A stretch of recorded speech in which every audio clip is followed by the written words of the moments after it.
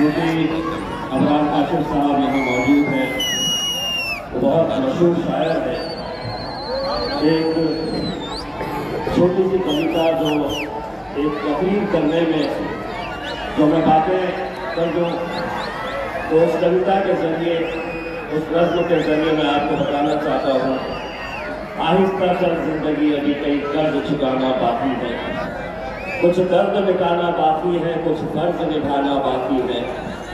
रफ्तार में तेरे चलने से कुछ रूठ गए, कुछ छूट गए, रूठों को मनाना बाकी है, रोटों को हंसाना बाकी है। कुछ रिश्ते बन के टूट गए, कुछ बनते बनते छूट गए, इन टूटे छूटे रिश्तों के जख्मों को मिटाना बाकी है। जब सांसों का थम जाना है तो क्या खोना क्या पाना है, पर मन के जिद्दी बच्चे को ये बात बताना बाकी है, आहिस्ता चल जिंदगी अभी कई कर्ज चुकाना बाकी है, कुछ फर्ज निभाना बाकी है, कुछ कर्ज निभाना बाकी है। भाइयों, पिछले कई दिनों से अल्हम्दुलिल्लाह इन सड़कों के ऊपर हमारे कायद बैरिस्टर असदुद्दीन अवैसी साहब, अकबरुद्दीन अवैसी साहब हर रोज़ यहाँ पर हम इसी इरादे से जमा होते हैं कि अल्हम्दुलिल्लाह जिस शहर ने दुनिया को इत्तेहाद का सबूत दिया, जिस शहर ने दुनिया को बताया कि अगर हम एक ताकत बनकर खड़े रहे, एक ताकत बनकर अगर हम खड़े रहे तो हम पूरी दुनिया को एक मिसाल दे सकते हैं। और यही वजह है, भाई साहब सुनिए, भाई साहब सुनिए, पतंग आप 20 तारीख को उड़ाइए, अभी महफिल को खराब मत करिए, अभी बैठ जाइए आप, 20 तारीख के दिन उड़ाइए आपको मौका दिया जाएगा, 20 से 23 तारीख तक उड़ाते रहिएगा।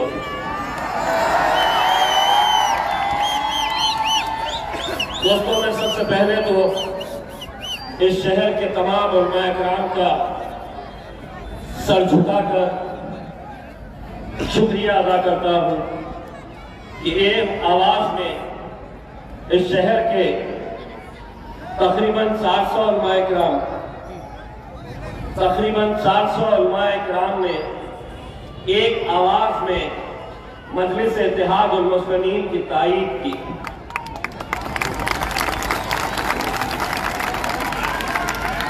ये वो लोग हैं जिन्हें हम अपने सरों का ताज समझते हैं। ये वो लोग हैं जिनकी रहनुमाई, जिनकी सरपरस्ती में हम आगे बढ़ रहे हैं, जिनकी दुआओं की वजह से आज हम इतने आगे बढ़ चुके हैं। आज हम एक ऐसे मुकाम के ऊपर आ चुके हैं कि महाराष्ट्र के अंदर मानो ऐसा लग रहा है कि इलेक्शन कहीं और नहीं हो रहा है, बल्कि सिर्फ औरंगाबाद ईस्ट की सीट के ऊपर हो रहा है। भाई साहब, आप अगर बाहर जाना है तो आप बाहर निकल जाइए। इसको बाहर निकालो।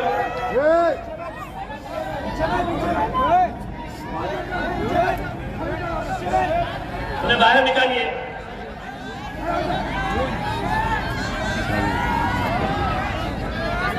चलिए बच्चे लोग,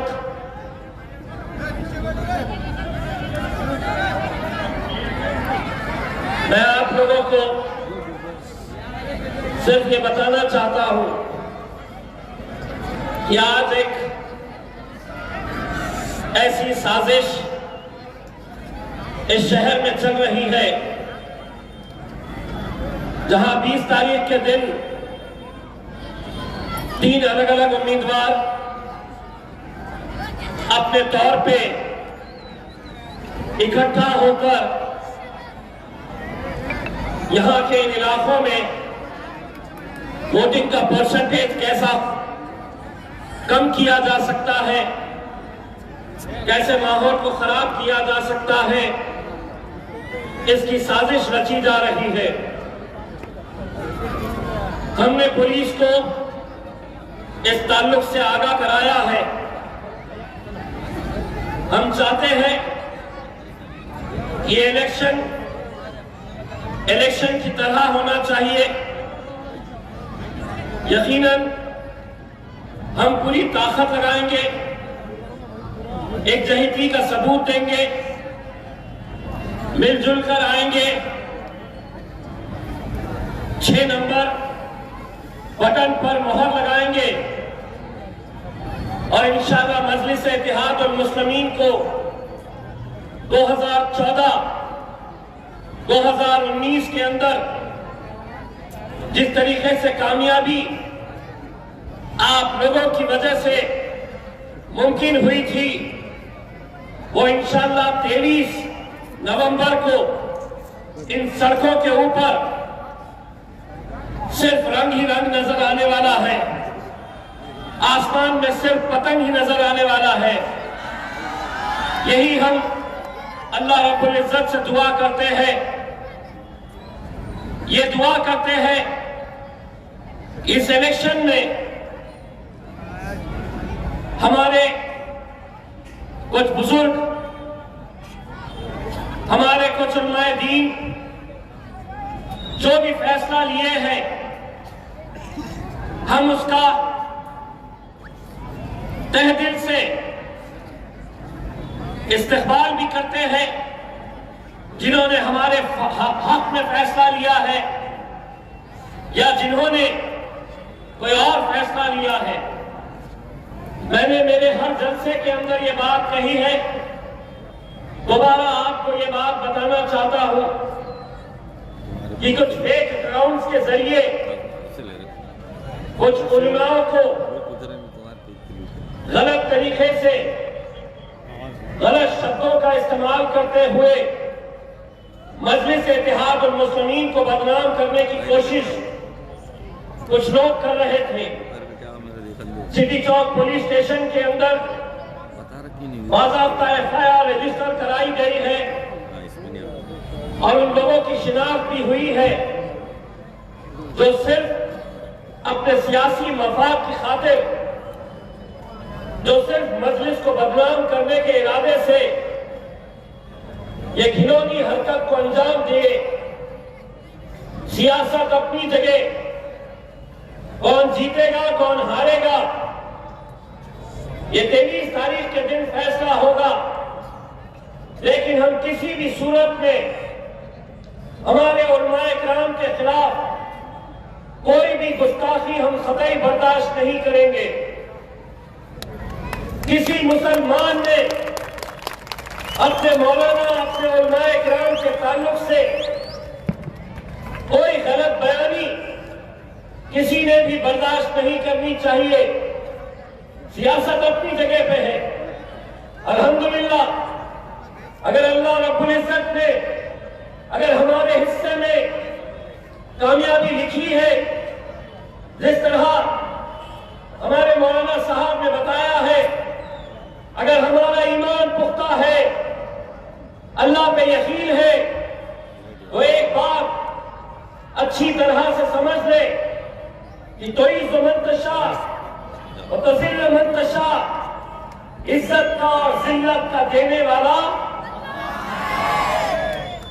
इतना जानते हो फिर भी मैं आप लोगों का शायद मैं लफ्जों से आप लोगों को शुक्रिया अदा नहीं कर सकता हूं। लाखों लोग जमा करना, हर रोज हजारों की तादाद के अंदर इतने सारे लोग अपनी मोहब्बत का इजहार करने के लिए हमारे बीच आते हैं, हमारे साथ खड़े रहते हैं। यही ताकत है जो हमें हिम्मत देती है। अल्लाह ने मुझे मौका दिया महाराष्ट्र की विधानसभा के अंदर जाने का। मैं यकीन मानिए महाराष्ट्र की विधानसभा के अंदर एक कानून लाना चाहता हूं, और वो कानून ये है, एक ऐसा कानून कि हम महाराष्ट्र की विधानसभा के अंदर मांग करेंगे कि हम हर चीज बर्दाश्त कर सकते हैं।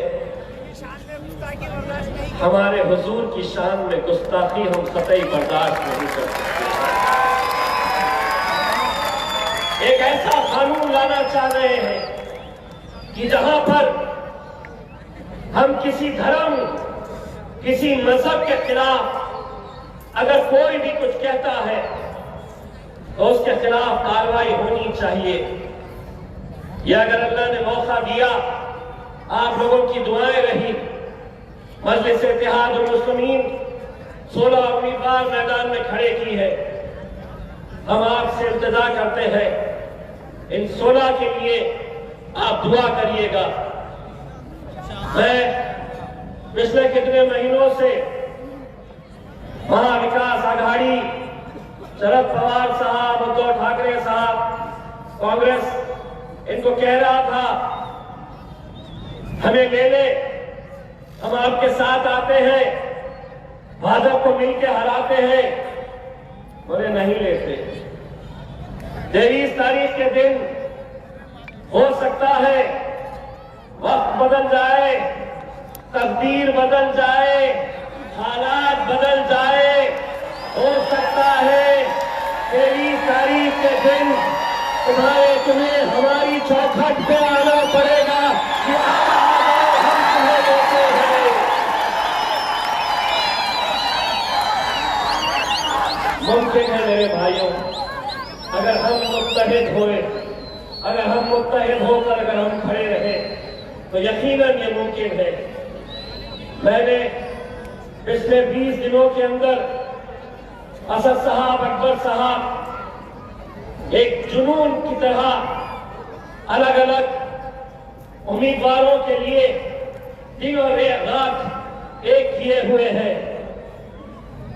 हम मुत्तहिद हुए थे तो जब दुनिया कहती थी कि एमपी का इलेक्शन कैसे जीत सकते हैं, तो मैंने कहा था कि औरंगाबाद में कुछ भी मुमकिन है, हम कुछ भी कर सकते हैं और करके दिखाए दिया।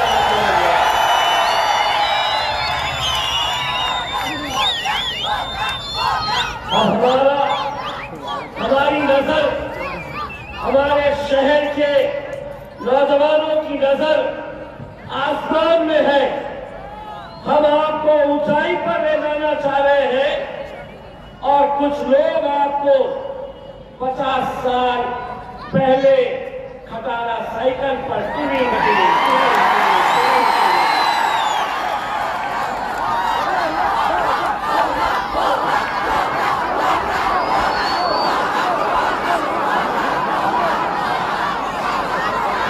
जो भी करना है 20 तारीख को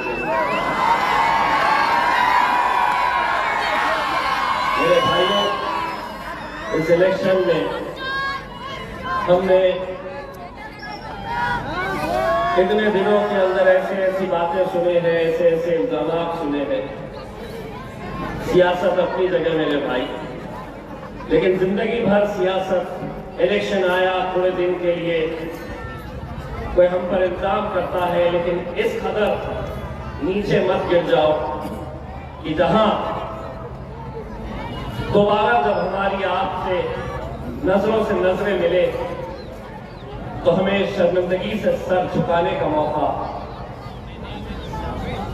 यकीनन मुखालिफत होनी चाहिए, लेकिन इस कदर नहीं होनी चाहिए कि जहां बैरिस्टर असदुद्दीन अवैसी को दुनिया उनकी एक झलक देखने के लिए तरसती है, वहां अगर उनके खिलाफ इस तरह की बयानबाजी कोई करता है, गलत लफ्जों का इस्तेमाल करता है, तो हम अपनी क़यादत कैसे खड़े करेंगे मेरे भाई, कैसे खड़े कर पाएंगे।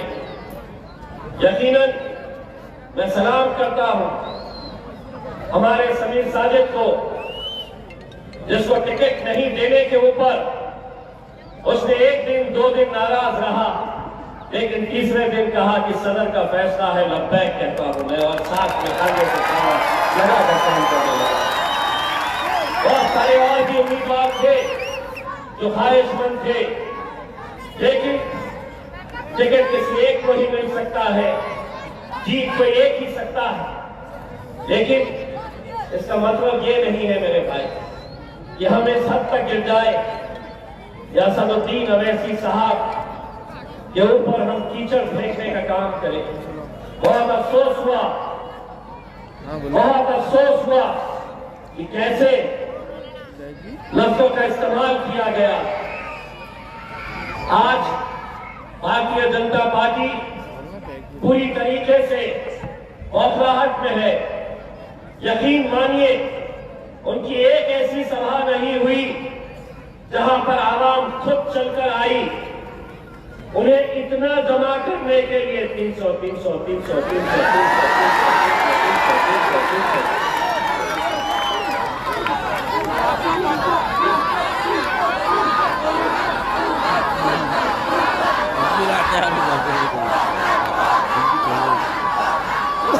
वो 300 ले रहे थे।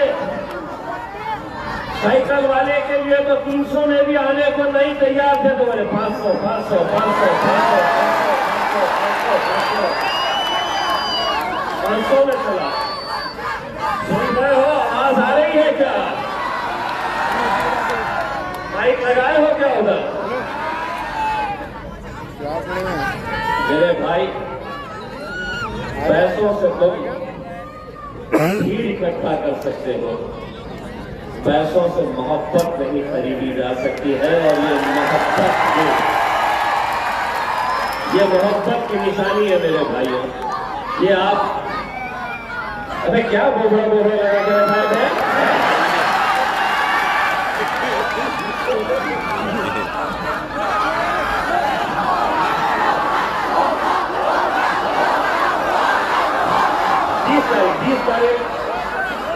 30 तारीख के दिन आपको ये सब अच्छे तरीके से इलेक्शन को अंजाम देना है, चलाना है। तो मैं ये कह रहा था कि भारतीय जनता पार्टी इस कदर बौखलाहट में आ गई है। नरेंद्र मोदी साहब यहाँ पर आए, मैं आपको पूरी जिम्मेदारी के साथ कह रहा हूँ, 2 किलोमीटर दूर सभा है, लेकिन वहां से लोगों को लाने के लिए लोग तैयार नहीं थे। 300 और 500 में भी महिलाओं ने कहा, पंत प्रधान ये है ना, आम्ही 300 येत नाही।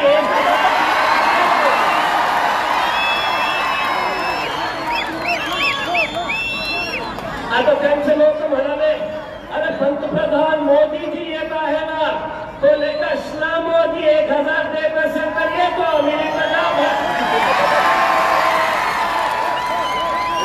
1000 में लाना पड़ा। बाद में मोदी जी दिल्ली गए, दिल्ली जाके यूपी वाले को फोन किए, किसको किए?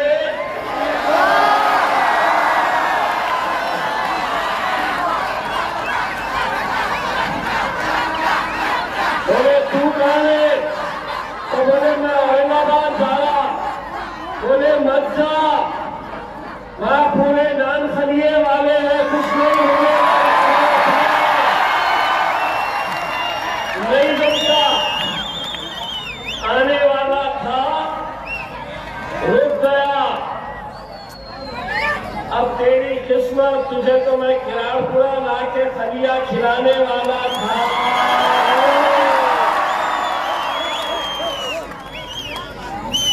मेरे भाई, मैं तमाम जितने भी हमारे बुजुर्ग, हमारी माएँ और बहनें, आप लोगों से ये इंतजार करना चाहूंगा। असदुद्दीन अवैसी साहब कल भिवंडी में जलसा लिए, आज 5 घंटे लगातार वो सड़क के ऊपर आप लोगों से मिलते रहे। उन्होंने वादा किया है कि 23 तारीख के दिन इंशाअल्लाह जीत होगी। 24 तारीख के दिन जितने चुने हुए एमएलएज रहेंगे वो इंशाअल्लाह हैदराबाद जाएंगे और 26 तारीख के दिन महाराष्ट्र का सबसे बड़ा